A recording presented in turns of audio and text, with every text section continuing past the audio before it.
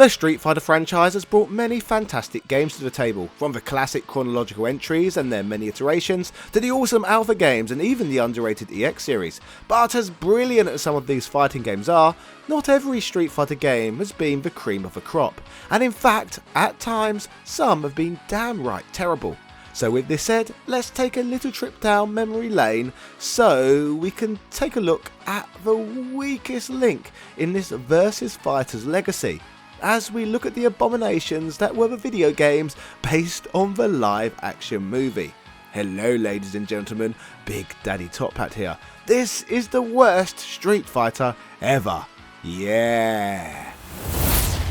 The year is 1994 and Street Fighter 2 has cemented itself in popular culture. By this point the franchise had risen to a godlike status, with it reaching the same status as the likes of Pac-Man and Space Invaders before it. This was the arcade classic for a new generation. But of course, like with many success stories, cash-ins would arrive in abundance. Clothing ranges, toys and other merchandise were all part of the corporate cash cow that was the Street Fighter brand. So the next obvious step in regards to the evolution of the franchise would of course be a high budget movie. So with $35 million being allotted to making this bizarre live action concept a reality, the quest was on to bring Street Fighter to the big screen. However, the movie that was based on the popular Capcom video game faced numerous challenges that significantly impacted the film's production process. The amount of mishaps and mismanagement that took place during the filmmaking process is now the stuff of legends in its own right, with this nightmare being well documented online elsewhere. As for what we would get, the movie would loosely follow the plot of Street Fighter 2, and would star Jean-Claude Van Damme as Guile to take down the film's villain M. Bison, who is played by Raul Julia, more popularly remembered as Gomez Adams. The film would somehow manage to shoehorn in most of the game's original roster, perhaps most memorably Cammy, portrayed by Kylie Minogue. You know, the now legendary pop star, and Charlene from Neighbours. As stated earlier, by all accounts the production process of this film felt like a disaster for many, with the predictable end result of the movie being critically panned by journalists too. The New York Times described it as a dreary, overstuffed hodgepodge of poorly edited martial arts sequences and often unintelligible dialogue. Leonard Maltin stated that even Jean-Claude Van Damme fans couldn't rationalise this bomb. But despite all of its failings, the film ended up doing really well commercially. In fact, the movie at the box office generated 3 times its production costs, and its home video and television broadcast built on that profit margin even further. So with the success of this endeavour came more projects linked to this disaster piece, including video games that were based on a movie that was based on a video game. Right. One of these would show up in arcades in June of 1995, simply titled Street Fighter the Movie. Despite its many shortcomings, to give it some credit, out of all of the Street Fighter games, I feel that this one features perhaps the most epic introductory video sequence of any arcade game, packed with full motion video clips from the movie itself. In fact, it's such an amazing intro that simply talking about it does not do it justice, so I may as well show you it in its entirety now.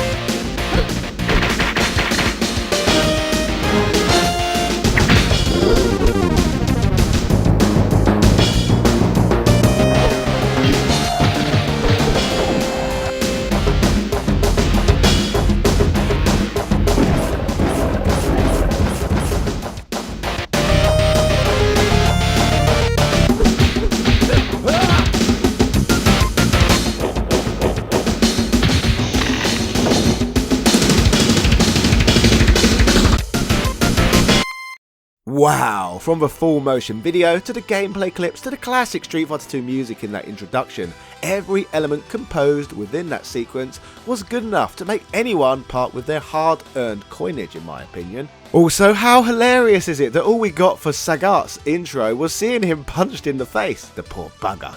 But enough doting on this epicness, let's talk about the actual game. Upon arriving at the character select screen, you can choose from a selection of 14 different characters, all of which are represented by actors as opposed to traditional sprite work. Most of the cast of Super Street Fighter 2 Turbo is present here, with the exception of Blanka, T-Hawk, Fei Long, DJ and Dalsim, although some of these do occasionally pop up on certain stages.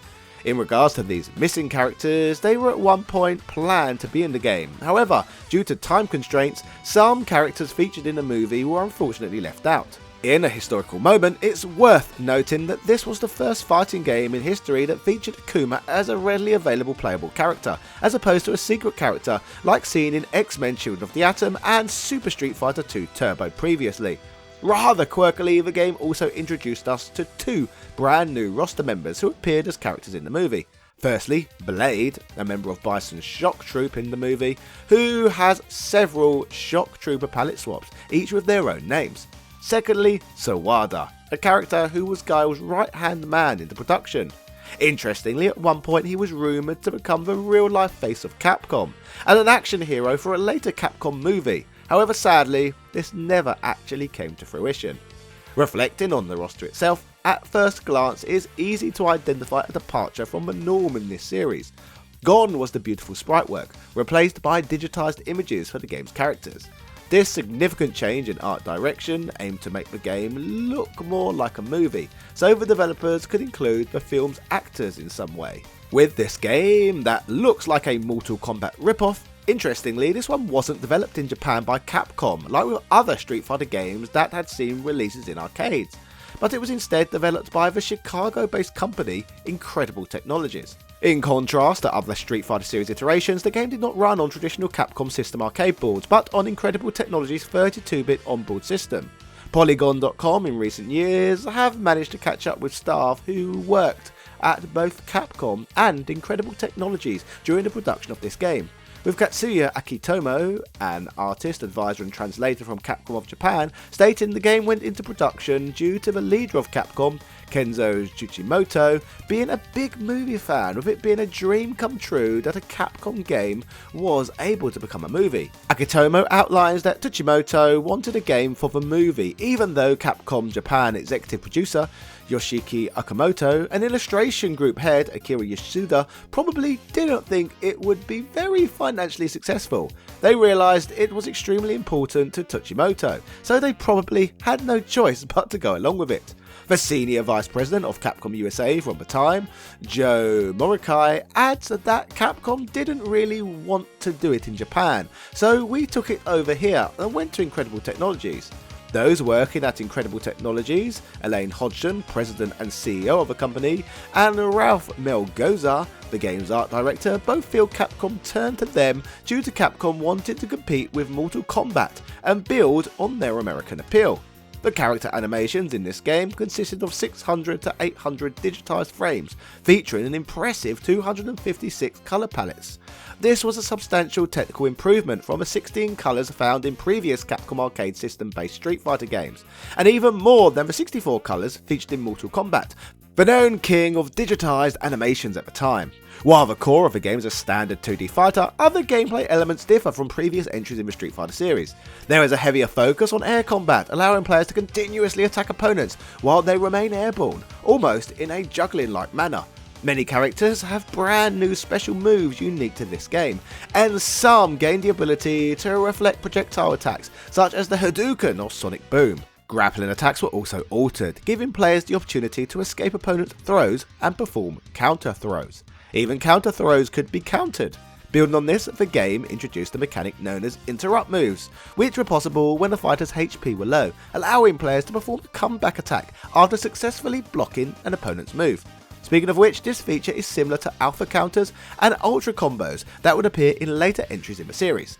Adding to the fighting mechanics, the super combo gauge used in later versions of Street Fighter 2 is present in this game as well, and characters can perform super combos to add to the action. Visually, in this game's case, the attacks leave trails of coloured shadows to emphasise attacks. In regards to the extra features, the super combo gauge also has an additional function. If full, it can be exchanged for extra health in the player's vitality gauge, a use that would later resurface in the EX series and Street Fighter 3. In the single player mode, players face off against various opponents, all 14 characters in this game's case, including a palette swap of whichever character you happen to be playing as. This leads up to a final boss fight against M. Bison, the lead antagonist from both the Street Fighter II series and the live action movie this game is based upon. On the positive side of things, the game also features tag team matches, a fact that would probably be music to Teddy Long's ears. Holla holla holla. Sadly though, these do not operate the same way as found within the Capcom Vs series. Instead, you and your opponent have to fight as each character, but you can only play as your second fighter once the first one has been KO'd. So these are essentially more like 2-on-2 matches rather than traditional tag team matches. Visually speaking, the game is a mixed bag. The stages where fights take place vary, with some looking more impressive than others. Particularly notable is the stage with other characters strung up in the background. One of the most common complaints about this one is that this is not a game that really feels like Street Fighter, which makes sense considering that this one was not developed by Capcom. In regards to review coverage given to this game at the time, Next Generation covered the title, awarding the game a mere 2 out of 5 stars. They, like many, were unimpressed with the ridiculous concept of the game that was based off of a movie that was based off of a game. They described the gameplay as neither brilliantly conceived nor sleepily dull, and as a result never really heavily praised nor criticised the game. Looking at the game retrospectively, Fighters Generation stated one can't fault Capcom for trying something new and attempting to keep up with the times. However, in 1995, 1996, so many other amazing fighting games were making a name for themselves in arcades and on home consoles. In fairness, this was really the first misstep of the Street Fighter series. More of a story of stick to your guns and do your thing. It's a cringe-worthy masterpiece just like the movie. The only reason to ever play this game is for historic comic value. But be warned, playing this game is mostly painful. In Swank World's retrospective, they stated that while Street Fighter the movie borrowed from other games in the genre and adopted a graphical style that was on vogue at the time, it's not a bad attempt at the movie game. I just don't really feel right in calling it a cash-in game more than I like calling it a knockoff.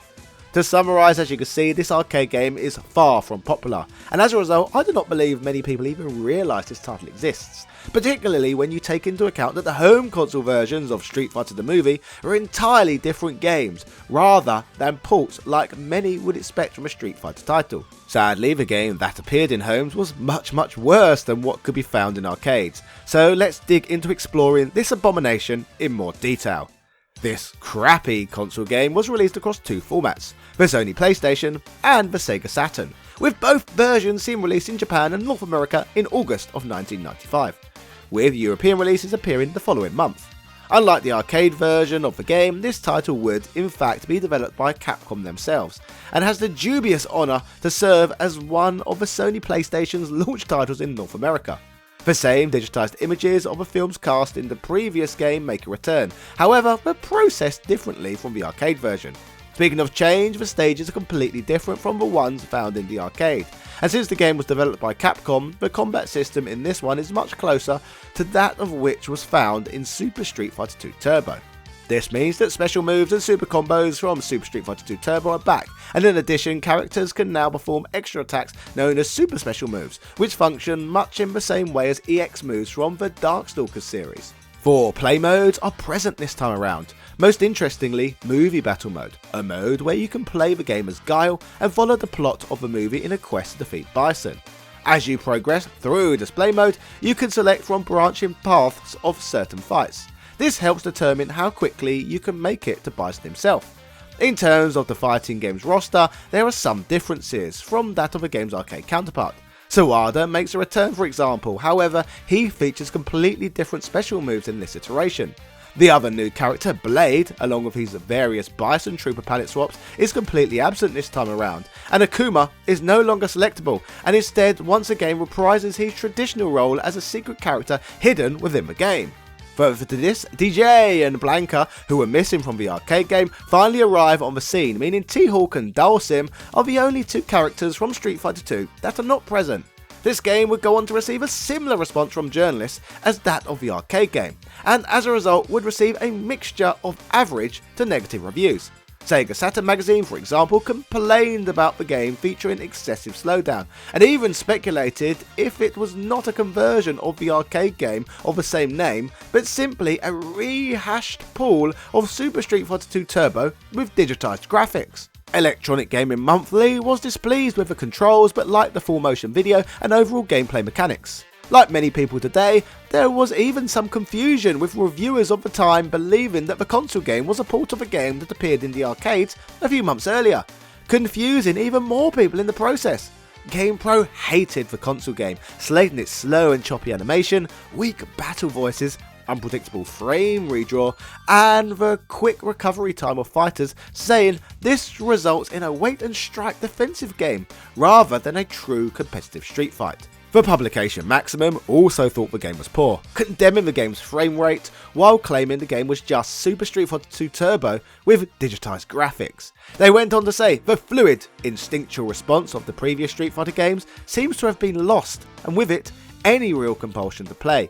GamePro said the PlayStation had long load times, conspicuous glitches, bad voice acting, and muddy sprites which failed to resemble the actors from the film.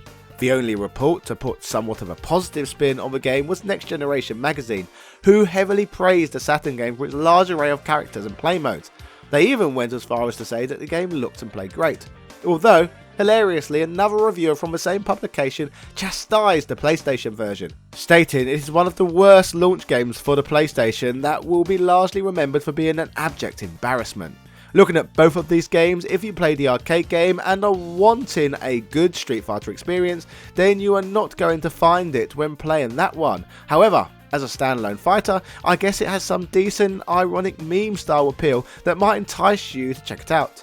As for the console game, it is much closer to traditional Street Fighter 2 gameplay, only this time slow and a bit rubbish. Still, despite both of these games' severe shortcomings, I guess the novelty of being able to play as the actors from the movie alone is enough to justify these games' ridiculous existence.